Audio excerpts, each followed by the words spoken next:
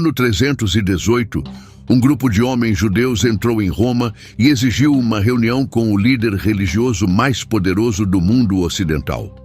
Não eram diplomatas, não eram senadores, eram agricultores, artesãos, pessoas comuns de pequenas aldeias na Judéia, mas carregavam algo que ninguém mais no mundo podia reivindicar. Carregavam nas veias o sangue da própria família de Jesus Cristo. Chamavam-se desposini, uma palavra grega que significa pertencentes ao Mestre. E tinham vindo a Roma com um pedido simples: devolvam as nossas igrejas, reconheçam os nossos bispos, restaurem a autoridade que nos foi roubada. O Papa Silvestre ouviu o caso deles e depois rejeitou-os. Disse-lhes que a Igreja-mãe já não estava em Jerusalém, agora estava em Roma. A linhagem deles, a herança deles, a ligação familiar direta com o próprio Jesus, nada disso importava mais. Depois dessa reunião, os desposini desapareceram da história registrada. Sem mais petições, sem mais exigências, apenas silêncio. Então, o que aconteceu com os descendentes físicos da família de Jesus? De onde vieram, o que suportaram e por que é que quase ninguém fala deles hoje? Para responder a isso, precisamos de voltar a uma pequena cidade na Galileia há cerca de 2000 anos. E o que vamos encontrar lá vai desafiar quase tudo o que pensa saber sobre a igreja primitiva. Toda a gente sabe que Jesus cresceu em Nazaré. O que a maioria das pessoas não considera é que ele cresceu numa família. Uma família real, física, numa casa cheia, numa aldeia poeirenta, onde toda a gente sabia da vida dos outros. Nazaré, no primeiro século, não era uma cidade. Nem sequer era uma vila propriamente dita, pela maioria dos padrões. Os arqueólogos estimam que tinha entre 200 e 400 pessoas. Toda a gente se conhecia, as famílias eram grandes, as casas eram pequenas e a privacidade era praticamente inexistente. Os evangelhos de Mateus e Marcos mencionam os irmãos dele pelo nome: Tiago, José, Simão e Judas.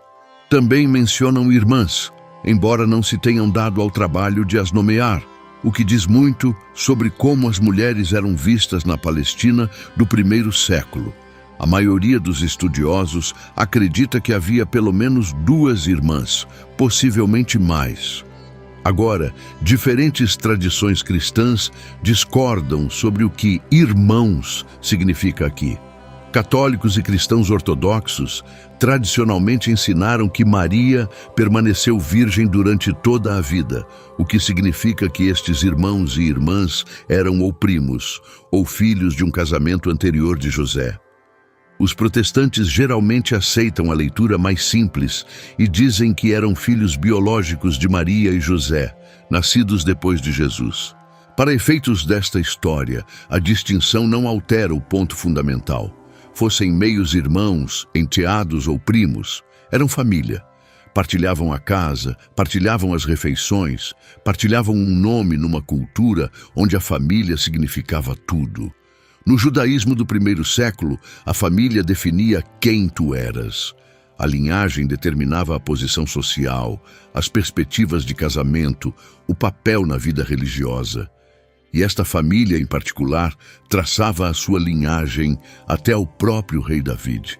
E aqui está o que é fascinante. Durante o ministério de Jesus, a família dele não acreditava nele.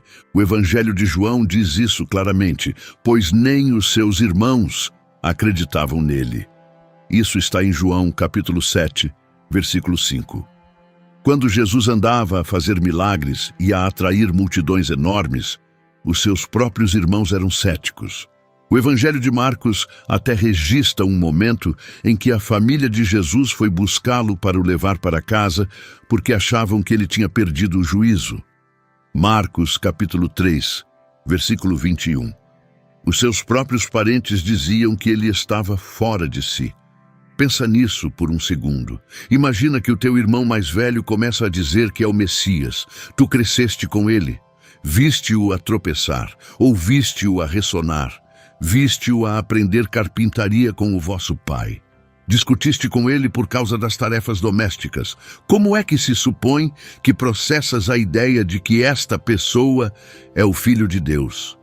Então, durante os anos do ministério público de Jesus, os irmãos dele mantiveram distância. Não estavam entre os 12 apóstolos. Não faziam parte do círculo mais próximo. Estavam a observar de fora, provavelmente preocupados, provavelmente envergonhados, provavelmente confusos, e sabemos que não estavam na crucificação. Quando Jesus estava a morrer na cruz, olhou para baixo e viu a sua mãe Maria e o apóstolo João ali de pé. Disse a João para cuidar de Maria, como se ela fosse a sua própria mãe. Se Tiago e os outros irmãos tivessem estado presentes, Jesus não teria precisado de fazer esse arranjo. A ausência deles no momento mais importante da vida do irmão diz tudo sobre como estavam as coisas. Mas depois algo mudou, e mudou tudo. Depois da crucificação, algo aconteceu a Tiago, o mais velho dos irmãos de Jesus, que o transformou completamente. É uma das mudanças pessoais mais dramáticas em toda a Bíblia, e a maioria das pessoas mal repara nela. A primeira carta de Paulo aos Coríntios contém um dos documentos cristãos mais antigos que temos, um credo que os estudiosos acreditam que data de apenas alguns anos após a própria crucificação. Este credo já estava a ser recitado pelos cristãos antes mesmo de Paulo o ter escrito. E nesse credo, Paulo lista as pessoas que viram Jesus ressuscitado. Pedro, os 12, 500 pessoas de uma vez. E depois, separadamente, especificamente, Tiago, Jesus apareceu ao seu próprio irmão. Não sabemos os detalhes desse encontro. A Bíblia não o descreve. Não sabemos se Tiago estava sozinho, onde aconteceu, o que foi dito. Tudo o que sabemos é que Jesus, depois da sua ressurreição, fez questão de aparecer ao irmão que não tinha acreditado nele. O que quer que Tiago tenha visto, o que quer que tenha acontecido naquele momento, transformou um cético no crente mais devoto que se possa imaginar. Em apenas alguns anos, Tiago não era apenas um seguidor, era o líder de toda a igreja em Jerusalém. Não Pedro, não Paulo, Tiago. O irmão que nem sequer tinha aparecido na crucificação estava agora a dirigir toda a operação. Este é um dos factos mais subestimados da história cristã. O irmão de Jesus tornou-se a figura mais importante da igreja original de Jerusalém. Paulo chama-o de pilar da igreja em Gálatas capítulo 2. Quando Pedro escapou da prisão em Atos capítulo 12, a primeira coisa que disse foi: "Ide dizer a Tiago." Não ide dizer aos outros apóstolos. Ide dizer a Tiago. No concílio de Jerusalém, descrito em Atos capítulo 15, a primeira grande reunião para decidir a política da igreja, foi Tiago quem deu o veredicto final sobre se os convertidos gentios precisavam de seguir a lei judaica. Pedro falou, Paulo e Barnabé falaram, mas Tiago teve a última palavra. Tiago ganhou o apelido de o Justo por causa da sua extraordinária devoção à oração e à retidão. O historiador antigo Egésipo, que escreveu no segundo século, descreveu Tiago como um homem que nunca bebeu vinho, nunca comeu carne, nunca cortou o cabelo. Era-lhe permitido entrar no templo sozinho, um privilégio que não foi concedido a nenhum outro líder cristão. Passava tanto tempo de joelhos a rezar no templo que os seus joelhos supostamente ficaram calejados e duros como os de um camelo. O povo de Jerusalém chamava-lhe o baluarte do povo, porque acreditavam que as suas orações constantes protegiam a cidade. Era respeitado não apenas pelos cristãos, mas também por muitos judeus, porque continuava a observar fielmente a lei judaica, enquanto acreditava que o seu irmão era o Messias.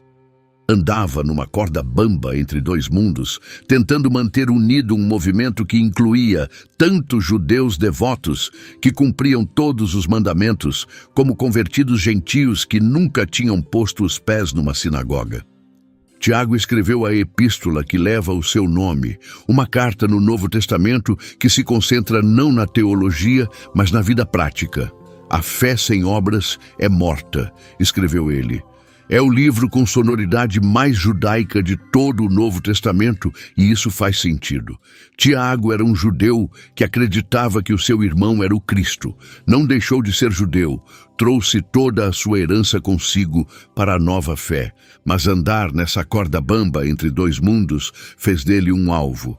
E a forma como morreu é uma das histórias mais angustiantes da história cristã primitiva.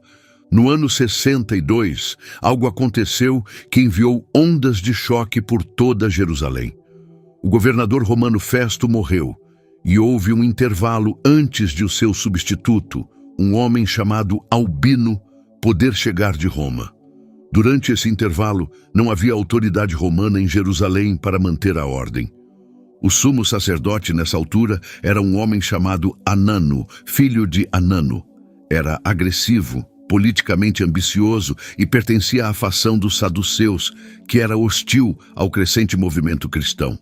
Anano viu uma oportunidade. Sem nenhum governador romano a vigiar, convocou uma sessão de emergência do Sinédrio e acusou Tiago de violar a lei. O que aconteceu a seguir foi registrado por duas fontes antigas separadas, o que é notável porque significa que tanto historiadores judeus como cristãos concordaram com os factos básicos. O historiador judeu Josefo, que não era cristão e não tinha razão para embelezar a história a favor de Tiago, escreveu nas suas Antiguidades dos Judeus que Tiago foi condenado pelo Sinédrio e apedrejado até a morte. Josefo até notou que muitos judeus em Jerusalém ficaram indignados com o julgamento ilegal. O Sinédrio não tinha autoridade para convocar um julgamento capital sem a aprovação do governador romano. E Anano tinha ultrapassado os seus limites. A reação foi tão severa que, quando Albino finalmente chegou, mandou remover Anano do sumo sacerdócio. O historiador cristão Egésipo dá um relato mais dramático e detalhado. Segundo ele, os escribas e fariseus levaram Tiago ao pináculo do templo durante a Páscoa, quando a cidade estava repleta de peregrinos. Puseram-no de pé, onde todos podiam vê-lo, e exigiram que renegasse Jesus diante da multidão reunida. Esperavam que ele cedesse. Afinal, Tiago já era um homem idoso, e a ameaça de morte tende a concentrar a mente. Em vez disso, Tiago proclamou que Jesus era o Filho do Homem, sentado à direita de Deus e que voltaria sobre as nuvens do céu. A multidão lá embaixo explodiu. Alguns começaram a cantar hosanas. Os fariseus no topo entraram em pânico. Empurraram Tiago do pináculo do templo. A queda não o matou. Ele caiu, partido, mas vivo, e conseguiu pôr-se de joelhos. Começou a rezar. Senhor Deus Pai, perdoa-lhes. Eles não sabem o que estão a fazer. As mesmas palavras, quase exatamente, que o seu irmão tinha dito na cruz décadas antes. A multidão lá embaixo começou a apedrejá-lo enquanto ele rezava. Um dos sacerdotes, descendente dos recabitas mencionados no livro de Jeremias, tentou detê-los. Parem, gritou. O homem justo está a rezar por nós. Mas já era tarde. Um lavadeiro que estava ali perto, um pisoeiro de profissão, pegou num dos seus pesados paus de madeira, daqueles usados para bater roupa molhada, e esmurrou Tiago na cabeça com um único golpe. Tiago, o justo, irmão de Jesus Cristo, primeiro bispo de Jerusalém, estava morto. A morte de Tiago chocou toda a cidade. Até judeus que não eram cristãos ficaram horrorizados por o homem mais justo de Jerusalém ter sido assassinado através de um julgamento ilegal e forjado. Josefo chegou a sugerir que a destruição de Jerusalém pelos romanos, 8 anos depois, foi um castigo divino pelo que aconteceu a Tiago. Quer acredites nisso ou não, a coincidência temporal é difícil de ignorar.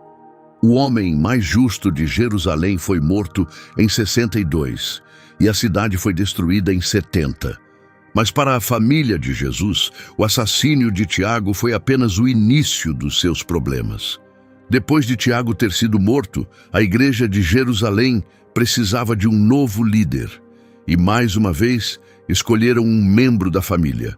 O seu nome era Simeão, por vezes escrito como Simão, e era filho de Clopas.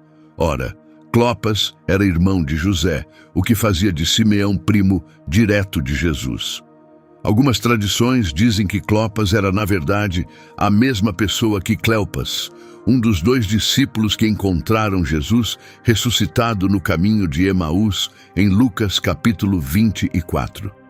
Se isso for verdade, então o próprio pai de Simeão tinha caminhado com Cristo ressuscitado, sem o reconhecer até o momento da partilha do pão. Simeão assumiu a liderança da igreja de Jerusalém num momento extremamente perigoso. 4 anos após a sua nomeação, a revolta judaica contra Roma rebentou em 66. Nacionalistas judeus radicais, conhecidos como zelotes, tinham tomado o controle de Jerusalém. Os romanos estavam a reunir as suas legiões. Toda a gente sabia que uma catástrofe se aproximava. Segundo a tradição cristã primitiva preservada por Eusébio, Simeão recebeu um aviso divino de que a comunidade cristã precisava de fugir de Jerusalém antes do cerco começar. Alguns relatos dizem que foi uma revelação profética. Outros dizem que foi simplesmente bom senso, baseado nos próprios avisos de Jesus sobre a destruição do templo, registrados em Mateus capítulo 24 e Lucas capítulo 21. Jesus tinha dito aos seus seguidores que quando vissem exércitos a rodear Jerusalém, deviam fugir para as montanhas sem olhar para trás. Qualquer que tenha sido a origem do aviso, Simeão agiu com decisão. Conduziu toda a congregação, cada homem, mulher e criança, para lá do Rio Jordão até uma pequena cidade gentílica chamada Pela, na região da Decápolis. Foi uma jogada calculada. Pela ficava suficientemente longe dos combates para ser segura, e era uma cidade gentílica que os romanos não tinham razão para atacar. No ano 70, os romanos, sob o comando do general Tito, romperam as muralhas de Jerusalém após um cerco horrível que durou meses. A fome dentro da cidade tinha se tornado tão severa que Joséfo registra pessoas a comer couro, a comer palha, e nos casos mais extremos, a fazer coisas demasiado horríveis para descrever. Quando os soldados finalmente entraram, massacraram a população e incendiaram o templo. Tito supostamente tentou salvar o templo, mas os seus soldados estavam em frenesi e as chamas espalharam-se sem controlo. O templo, o centro da vida religiosa judaica durante 1000 anos, o lugar onde Tiago tinha rezado até os seus joelhos ficarem duros como pedra, foi reduzido a escombros. Apenas o muro de contenção ocidental sobreviveu. O muro que ainda hoje se ergue como o local mais sagrado do judaísmo. Centenas de milhares de pessoas morreram. O mundo judaico, tal como existia há séculos, foi destruído. O sacerdócio desapareceu. O sistema de sacrifícios acabou. O sinédrio foi dissolvido. Todo um modo de vida terminou em fogo e sangue. Mas os cristãos de Jerusalém sobreviveram porque Simeão os tinha tirado de lá a tempo. Depois da destruição, quando era seguro, Simeão trouxe o seu rebanho de volta ao que restava de Jerusalém. A cidade estava devastada, pouco mais do que ruínas e acampamentos militares romanos. Mas a comunidade cristã reconstruiu-se. Era mais pequena agora, mais vulnerável, mas resistiu. E continuava a ser liderada pela família de Jesus. Simeão liderou a igreja de Jerusalém durante décadas, um mandato extraordinariamente longo. Mas os imperadores romanos tinham um problema com a família de Jesus que ia além da religião. A família reivindicava a descendência do rei Davi. E Roma sentia-se profundamente desconfortável com qualquer pessoa na Palestina que pudesse reclamar sangue real judaico. As expectativas messiânicas ainda estavam vivas entre o povo judeu. Qualquer pessoa com uma reivindicação credível ao trono de David era um potencial líder de rebelião. O imperador Vespasiano, que chegou ao poder em 69, ordenou que todos os descendentes de David fossem caçados e mortos. Foi uma campanha sistemática de extermínio genealógico.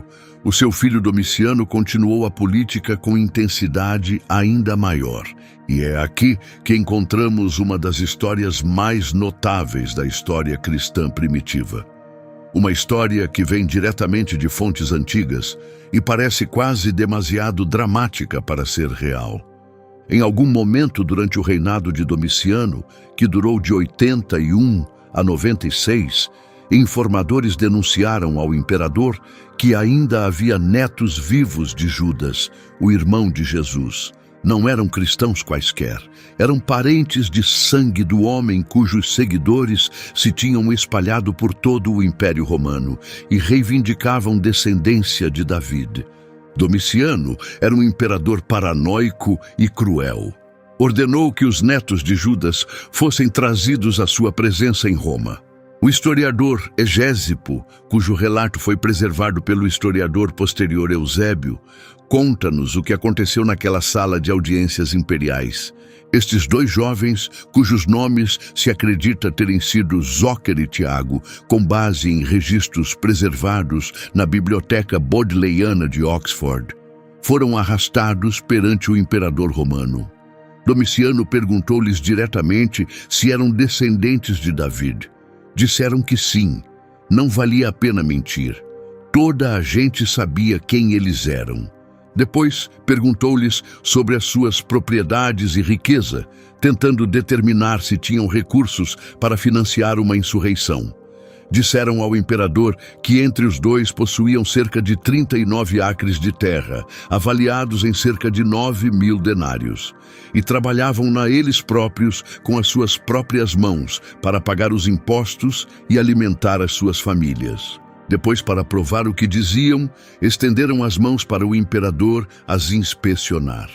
As palmas estavam calejadas, gretadas e ásperas de anos a cavar, plantar e colher. Eram mãos de agricultores de subsistência, não de revolucionários, não de reis à espera. Apenas homens que trabalhavam a terra do nascer ao pôr do sol. Depois Domiciano fez a pergunta que realmente importava. O que é o reino de Cristo? Quando virá? É um reino político? Estão a planear alguma coisa? Os netos de Judas disseram ao imperador que o reino de Cristo não era deste mundo. Não era terreno nem político. Viria no fim dos tempos, quando Cristo regressaria em glória para julgar os vivos e os mortos. Estavam a repetir as palavras do seu tio-avô.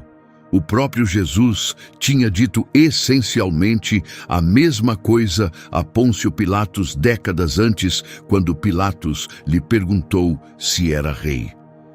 Domiciano olhou para aqueles agricultores de mãos ásperas, ouviu a conversa sobre um reino espiritual que chegaria apenas no fim dos tempos e decidiu que não mereciam a sua atenção.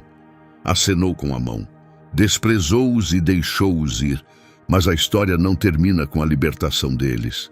Egésipo conta-nos que depois de serem libertados, estes netos de Judas voltaram para casa e tornaram-se líderes de igrejas nas suas comunidades. Eram respeitados e honrados tanto pela coragem que demonstraram ao testemunhar perante o imperador, como por serem parentes do Senhor. Governaram igrejas por toda a Palestina. Eram admirados. As pessoas seguiam-nos por causa de quem era a sua família. Lideraram essas igrejas até o reinado de Trajano, que começou em 98.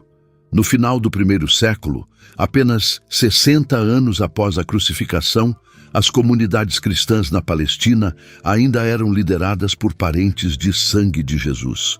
O modelo original de liderança familiar mantinha-se mesmo sob perseguição imperial. Entretanto, o velho Simeão ainda estava vivo e ainda liderava a igreja de Jerusalém. Tinha sobrevivido à revolta judaica, tinha sobrevivido à destruição do templo, tinha sobrevivido às purgas de Vespasiano. tinha sobrevivido à perseguição de Domiciano e à prisão dos seus parentes. O homem tinha uma resiliência quase sobrenatural, mas o imperador Trajano viria a ser o seu fim. Sob Trajano, que governou de 98 a 117, o cristianismo foi formalmente criminalizado através de uma troca de cartas entre Trajano e Plínio, o jovem governador da Bitínia. Plínio tinha escrito a perguntar como deveria lidar com o número crescente de cristãos na sua província. A resposta de Trajano estabeleceu a primeira política oficial romana sobre o cristianismo. Os cristãos não deviam ser ativamente procurados, mas se fossem denunciados pelo nome e recusassem renegar a fé, oferecendo sacrifício aos deuses romanos, deviam ser executados. Na Palestina, desencadeou-se uma perseguição dupla. Os romanos caçavam tanto descendentes de Davi como cristãos declarados. Simeão era ambos. Estava marcado em dobro. Informadores denunciaram Simeão ao governador romano Ático, e não eram acusadores quaisquer. Segundo Egésipo, alguns dos informadores vinham de seitas cristãs heréticas, grupos dissidentes que se tinham separado da igreja principal por disputas teológicas. Viram uma oportunidade de destruir um líder rival, entregando-o aos romanos. A política interna do cristianismo primitivo podia ser tão cruel como a perseguição externa. Simeão foi preso e levado perante Ático. Tinha mais de 100 anos na altura. A maioria das fontes antigas situa a sua idade em 120, embora alguns historiadores considerem esse número simbólico, um eco de Moisés, que também morreu aos 120. Independentemente da sua idade exata, o que aconteceu a seguir foi brutal. Simeão foi torturado durante dias. Não foi uma execução rápida, mas uma tortura prolongada e sistemática, destinada a quebrar a sua vontade e forçá-lo a negar Cristo. Os oficiais romanos ficaram supostamente espantados por um homem tão idoso conseguir suportar tal sofrimento prolongado sem ceder. Nunca renunciou à sua fé, nunca negou a sua herança, nunca nomeou outros crentes.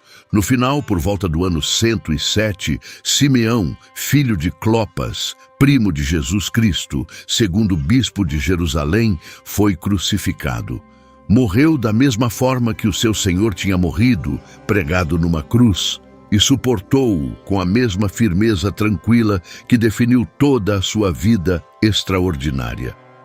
A sua morte marcou um ponto de viragem na história do cristianismo. Depois de Simeão, ainda houve bispos judeus em Jerusalém, mas a ligação familiar direta estava a enfraquecer a cada geração que passava. A era da liderança pelos parentes diretos de Jesus estava a chegar ao fim, mas não acabou tudo de uma vez. Segundo o historiador da igreja Eusébio, houve 15 bispos judeus de Jerusalém no total. Uma sucessão ininterrupta de crentes judeus circuncidados, cada um deles parte da comunidade hebraico-cristã.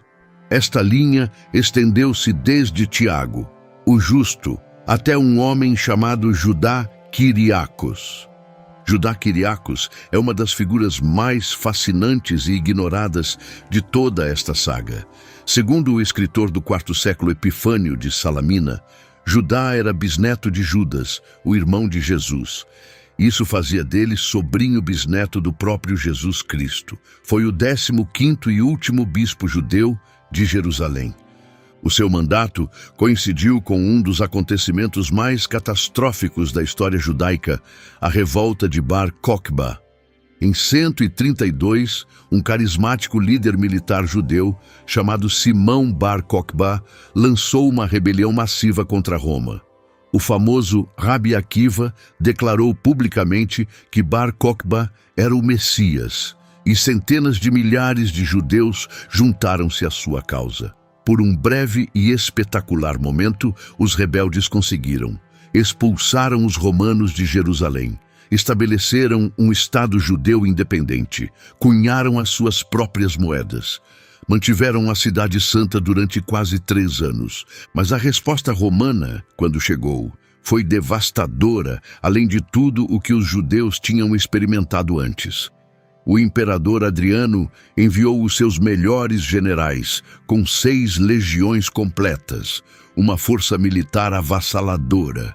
A revolta foi esmagada em 135 e o castigo de Adriano fez a destruição de 70 parecer quase misericordiosa em comparação. Jerusalém foi arrasada até aos alicerces e reconstruída como uma cidade pagã romana chamada Hélia Capitolina. Um templo dedicado a Júpiter foi erguido no Monte do Templo, onde o templo judaico se erguera. Uma estátua do próprio Adriano foi colocada onde tinha sido o Santo dos Santos. E depois veio o decreto que mudou tudo. Os judeus foram proibidos de entrar na cidade, sob pena de morte. Qualquer pessoa circuncidada encontrada dentro dos limites da cidade seria executada no local. Esta proibição incluía os cristãos judeus, mesmo aqueles como Judá Quiriacos, que tinham recusado apoiar a revolta de Bar Kokhba, precisamente porque não o reconheciam como o Messias. Não importava. Se eras circuncidado, estavas banido. Ponto final. Os Desposini, que tinham estado sediados em Jerusalém e na região circundante durante mais de um século, eram subitamente exilados na sua própria terra ancestral. A cidade onde Tiago tinha liderado a igreja, onde Simeão tinha reconstruído após a primeira destruição, onde geração após geração dos parentes de Jesus tinham servido como bispos, estava agora proibida para eles. Depois de 135, a igreja de Jerusalém foi reorganizada por autoridades externas. Um bispo gentil chamado Marcos foi nomeado pelo metropolita de Cesareia. Pela primeira vez na história do cristianismo, a igreja em Jerusalém, a igreja-mãe, a comunidade original, não era liderada por um crente judeu. A cadeia ininterrupta de bispos hebreus, que remontava a Tiago, o irmão do próprio Jesus, foi cortada para sempre. Judá Quiriacos sobreviveu à revolta. Segundo fontes posteriores, viveu até cerca de 148, já bem dentro do reinado do imperador Antonino Pio. Mas já não podia funcionar como bispo residente de Jerusalém. Era um bispo no exílio, mantendo a autoridade que podia entre as dispersas comunidades cristãs judaicas da Galileia. O seu poder real tinha desaparecido. Com Judá Quiriacos, o último elo institucional formal entre a Igreja de Jerusalém e a família de Jesus foi quebrado. Mas aqui está a parte desta história de que ninguém fala. Os Desposini não perderam apenas as suas igrejas e os seus títulos. Perderam algo muito mais valioso. Perderam o controle da história da sua própria família. E o que a substituiu teria sido irreconhecível para qualquer pessoa que tivesse realmente conhecido Jesus. Os Desposini, como comunidade mais alargada, não desapareceram de um dia para o outro. Retiraram-se para o campo Galileu, para as aldeias de Nazaré e Coxaba, onde as suas famílias tinham mantido raízes durante gerações. Eram as mesmas aldeias que Sexto Júlio Africano mencionou quando escreveu sobre as práticas genealógicas da família por volta do ano 220. Africano conta-nos que o rei Herodes tinha tentado eliminar as provas de linhagem davídica séculos antes, queimando os registros genealógicos públicos. Herodes era um idumeu, não um verdadeiro israelita, e era patologicamente inseguro quanto à sua falta de ascendência judaica legítima. Então, ordenou a destruição dos arquivos, esperando que, se ninguém pudesse provar a sua descendência de David, ninguém pudesse desafiar o seu direito de governar. Mas os parentes de Jesus não eram tão fáceis de apagar.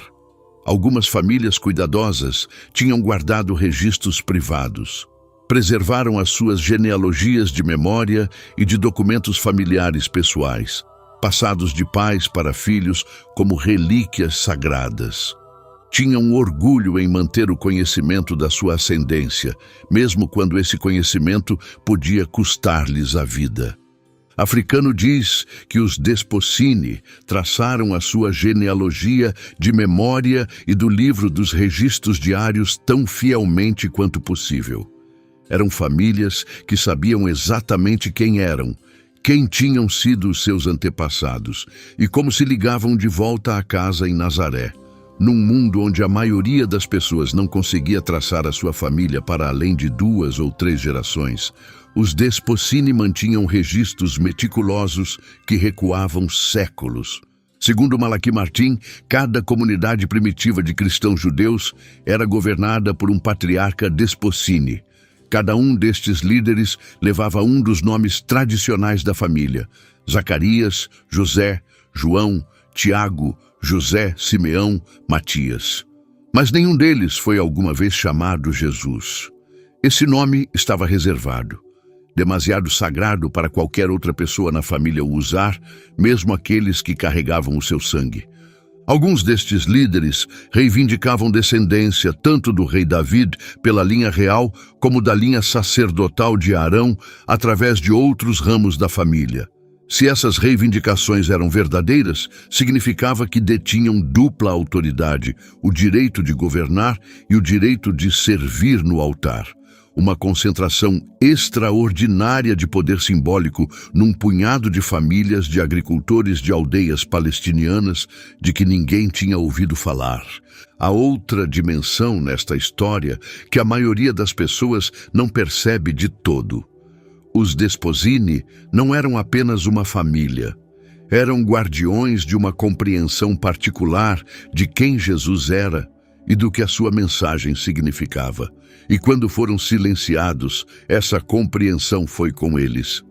Pensa no que se perdeu. Os Desposini tinham algo que nenhum teólogo em Roma ou Constantinopla poderia possuir. Tinham memórias de família. Tinham histórias passadas de geração em geração, de pessoas que tinham realmente vivido com Jesus, comido com ele, visto-o crescer. Sabiam o que ele comia, como falava, o que o fazia rir. Conheciam o Jesus privado, não apenas o milagreiro público. Quando surgiam discussões na igreja primitiva sobre o que Jesus teria querido, se os convertidos gentios precisavam de seguir a lei judaica, como o sábado devia ser observado, se as regras alimentares ainda se aplicavam, os Desposini podiam apelar a algo que nenhum bispo de língua grega em Corinto conseguia igualar. Podiam dizer: nós conhecemo-lo, a nossa família lembra-se, e vocês estão a entender mal. Mas aqui está a cruel ironia.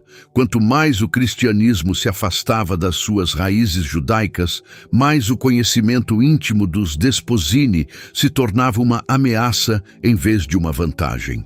A igreja gentílica estava a construir uma teologia baseada na filosofia grega, explicando a natureza de Cristo através de conceitos como hipóstase e homoousios, termos que não teriam significado nada para Tiago ou Simeão. E a família, que tinha conhecido Jesus como uma pessoa viva e real, estava a ser informada por pessoas que nunca o tinham conhecido, de que não compreendiam quem ele realmente era. Imagina isso. Imagina ser neto de um homem que tinha partilhado um quarto com Jesus Cristo e ser informado por um bispo em Alexandria de que a tua compreensão de Jesus é herética. Foi exatamente isso que aconteceu.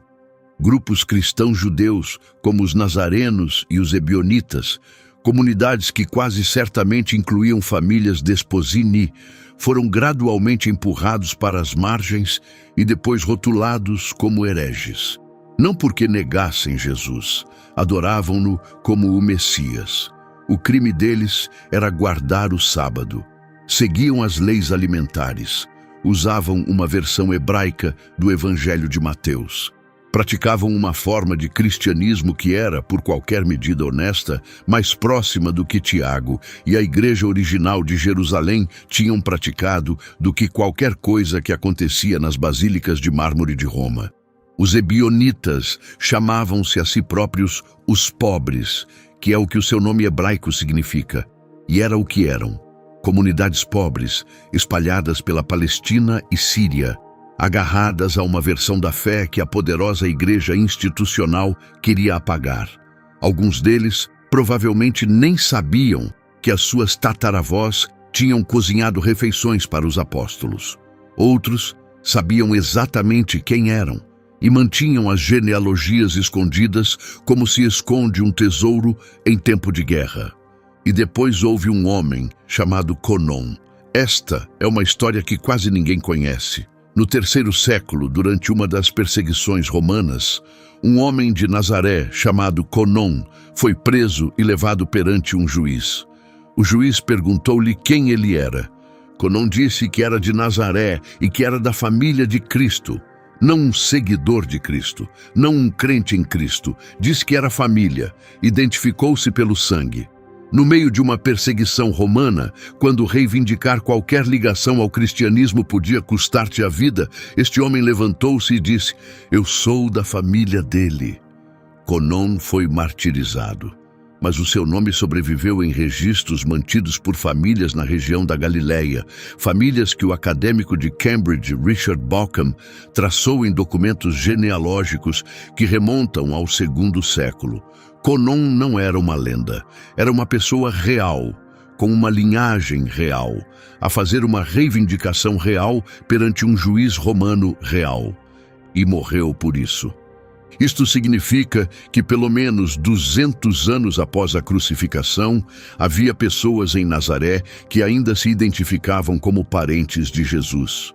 Não metaforicamente, não espiritualmente, pelo sangue, conheciam a sua linhagem, mantinham os seus registros, e quando chegou o momento, estavam dispostos a morrer pelo nome que carregavam. Esse é o tipo de convicção que não se adquire a ler um livro de teologia. Vem de saberes, nos teus ossos, que o homem sobre quem o mundo inteiro discute era da tua família. Durante os 2 séculos seguintes após a revolta de Bar Kokhba, os Despossini viveram numa espécie de crepúsculo silencioso. Eram conhecidos dentro das suas comunidades, mantinham as suas tradições, mas eram cada vez mais invisíveis para o mundo cristão mais amplo, que agora estava centrado em Roma, Constantinopla, Alexandria e Antioquia. A mudança do centro de gravidade do cristianismo foi sísmica. Numa única geração após os apóstolos, a fé tinha passado de um movimento judeu liderado pela família de Jesus para uma instituição gentílica liderada por bispos de língua grega que nada deviam à casa de Nazaré. As missões de Paulo tinham aberto as comportas. Convertidos gentios entravam aos milhares. A teologia estava a ser articulada em categorias filosóficas gregas emprestadas de Platão e Aristóteles. A liturgia era conduzida em grego e latim.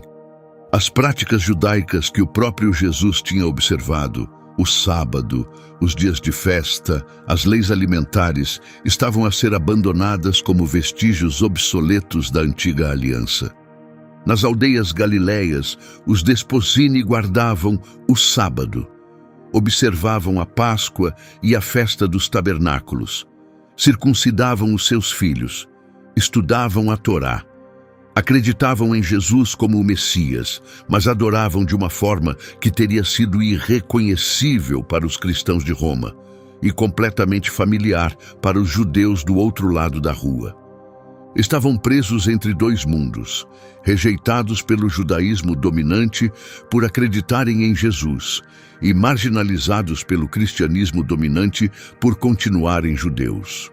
Era uma posição solitária e ficava cada vez mais solitária à medida que os séculos passavam, mas os Despossini tinham uma última carta para jogar, uma oportunidade final de reclamar o que lhes tinha sido tirado. E quando esse momento chegou, numa sala de audiências romana, no ano 318, tudo o que a família de Jesus tinha suportado durante 3 séculos resumiu-se a uma única conversa. E então chegou o ano 318 e a reunião com o Papa Silvestre com que começamos esta história. A reunião que mudou tudo. ou melhor, confirmou que tudo já tinha mudado. Constantino tinha legalizado o cristianismo apenas 5 anos antes. A igreja estava a ser reorganizada com apoio imperial. Os bispos estavam a receber autoridade política, isenções fiscais e financiamento governamental. A igreja institucional estava a tornar-se uma estrutura de poder numa escala que Tiago e Simeão nunca poderiam ter imaginado. Os Desposini viram esta transformação a acontecer e decidiram que era agora ou nunca. Se a igreja estava a ser reconstruída, queriam o seu lugar restaurado. Uma delegação liderada por um homem chamado José, o mais velho entre eles, viajou até Roma e conseguiu uma audiência com Silvestre. Apresentaram as suas exigências: revogar os bispos gregos, nomear bispos Desposini em Jerusalém, Antioquia, Éfeso e Alexandria, restaurar as contribuições financeiras para Jerusalém como igreja-mãe, reintroduzir o sábado e os dias de festa bíblicos. Silvestre disse não a tudo. A igreja-mãe está agora em Roma. Aceitem os bispos gregos. A lei judaica foi cumprida e superada. Esta conversa acabou. Martim nota algo notável sobre esta rejeição. Nem Silvestre, nem nenhum dos 32 papas que vieram antes dele, nem nenhum papa que veio depois, alguma vez reconheceu ou enfatizou publicamente a existência de pelo menos 3 linhas bem documentadas e autênticas de descendência sanguínea da família de Jesus. Os Desposini eram conhecidos. A sua linhagem estava registada. As suas reivindicações nunca foram refutadas, foram simplesmente ignorados. Depois de 318, os Desposini desaparecem do registro histórico. O último encontro documentado entre a igreja institucional e a família do seu fundador termina numa rejeição burocrática e depois silêncio. O que aconteceu depois disso? Várias possibilidades e nenhuma tem um final feliz. Alguns Desposini provavelmente assimilaram-se no cristianismo dominante, abandonando as suas práticas distintas e a sua identidade familiar para sobreviver num mundo que já não valorizava nenhuma das duas. Alguns provavelmente perderam o rastro da sua linhagem ao longo das gerações. Sem apoio institucional, sem arquivos públicos, as árvores genealógicas desvanecem-se. Em 3 ou 4 gerações após a reunião com Silvestre, a maioria das famílias Desposini pode ter simplesmente esquecido quem era. Os filhos deixaram de perguntar. Os netos nunca souberam que havia uma pergunta a fazer. E alguns podem ter resistido durante mais tempo do que se imagina. Já falamos de Conon no 3º século. A investigação de Balcom sugere que certas famílias na região da Galileia preservaram tradições genealógicas que podem remontar ainda mais atrás. Estas não são teorias da conspiração. São argumentos acadêmicos cuidadosos baseados em provas documentais reais. Depois, há a ficção. O Código da Vinci, o Sangue Sagrado e o Santo Graal, os Cavaleiros Templários, o Priorado de Sião. Tudo construído sobre a falsa premissa de que Jesus casou com Maria Madalena e fundou uma dinastia europeia secreta. Nada disso resiste a 5 minutos de análise histórica séria. Os verdadeiros Desposini não estavam escondidos em castelos franceses. Estavam a cultivar 39 acres de solo rochoso palestiniano e a rezar para que o próximo imperador não ordenasse a sua execução. A história dos Desposini importa porque revela algo essencial sobre como o cristianismo se tornou no que é hoje e levanta questões que a maioria das igrejas preferiria não responder. Pensa em como era a igreja primitiva antes de Roma ter assumido o controle. Não havia Papa, não havia Vaticano, não havia cardeais, nem liturgias elaboradas em latim, nem catedrais com vitrais. Havia uma família judaica numa pequena cidade, liderando pequenas comunidades de crentes que se reuniam em casas, partilhavam refeições e recordavam as histórias de um homem que tinham conhecido pessoalmente. O primeiro culto cristão não foi celebrado numa basílica. Foi à volta de uma mesa de jantar. A primeira comunhão não foi feita com cálices de prata e hóstias. Foi pão partido pelas mãos de pessoas que tinham partido o pão com o próprio Jesus. O primeiro sermão não foi pregado de um púlpito de mármore. Foi dito por Tiago, um homem que tinha crescido a partilhar um quarto com o Messias. Este é o cristianismo que existia antes das instituições, antes dos concílios, antes dos credos.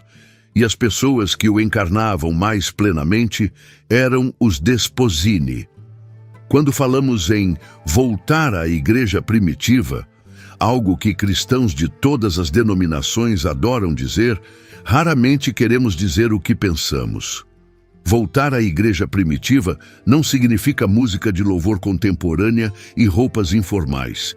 Significa uma família judaica na Galileia a guardar o sábado, a observar as festas e a contar histórias sobre o irmão, primo e tio que ressuscitou dos mortos. Significa mãos calejadas e chãos de terra e uma fé tão íntima que não precisava de um edifício. Foi isso que se perdeu quando os desposini foram rejeitados. Não apenas uma linhagem, não apenas uma reivindicação política. Toda uma forma de ser cristão que o mundo quase esqueceu por completo. No início, a fé era um assunto de família. Tiago dirigia a igreja. Simeão sucedeu-lhe. Os netos de Judas governavam comunidades. A autoridade fluía pelo sangue, pela memória e pelas refeições partilhadas em casas pequenas, onde todos se lembravam do homem que tinha começado tudo. Esse modelo foi substituído, ao longo de 3 séculos, por uma hierarquia institucional sediada em Roma, a funcionar em grego e latim, governada por bispos que nunca tinham visto a Palestina, e cuja autoridade derivava da sucessão apostólica em vez da ligação familiar.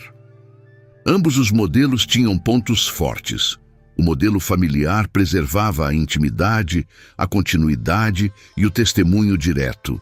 O modelo institucional permitia o crescimento, a organização e a adaptação a um mundo diverso e multicultural. Mas a transição de um para o outro não foi suave e não foi inevitável. Foi o resultado de escolhas específicas feitas por pessoas específicas e custou o apagamento da própria família que tornou o cristianismo possível. Há uma profunda ironia que é difícil de ignorar. A fé que ensina os seus seguidores a chamar Deus de Pai. A fé que enfatiza a família espiritual e o pertencer. A fé que chama a igreja o corpo de Cristo. Essa fé disse à família real e física de Cristo que o seu sangue não contava. Tiago, o justo, que rezou tão intensamente que os seus joelhos ficaram como couro e foi martirizado por se recusar a negar o irmão. Simeão, que conduziu o seu povo para a segurança antes de Jerusalém arder, que sobreviveu a 4 imperadores e que foi crucificado numa idade em que a maioria das pessoas já estaria morta há décadas. Os netos de Judas, que se apresentaram perante o homem mais poderoso do mundo, mostraram as suas mãos calejadas e disseram-lhe que o reino de Cristo não é deste mundo. Judá Quiriacos, o último bispo judeu, que manteve o seu título mesmo quando os romanos o baniram da sua própria cidade. Estas não são personagens fictícias, são figuras históricas documentadas, atestadas por múltiplas fontes independentes, cristãs, judaicas e romanas. São tão reais como qualquer figura do mundo antigo. E, no entanto, a maioria dos cristãos nunca ouviu os seus nomes. A linhagem familiar mais sagrada da história humana não terminou com uma última resistência dramática. Terminou com um aperto de mão e uma porta fechada num gabinete romano, um aceno de cabeça negativo de um papa que tinha preocupações maiores do que um grupo de agricultores galileus com genealogias antigas e tradições ultrapassadas.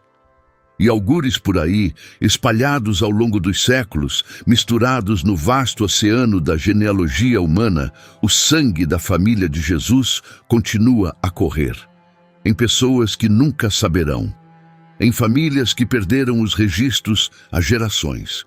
Em descendentes que não fazem ideia de que os seus antepassados estiveram um dia perante imperadores e professaram com serena certeza que o reino de Cristo não é deste mundo. Esta é a história dos Desposini, a família esquecida de Jesus.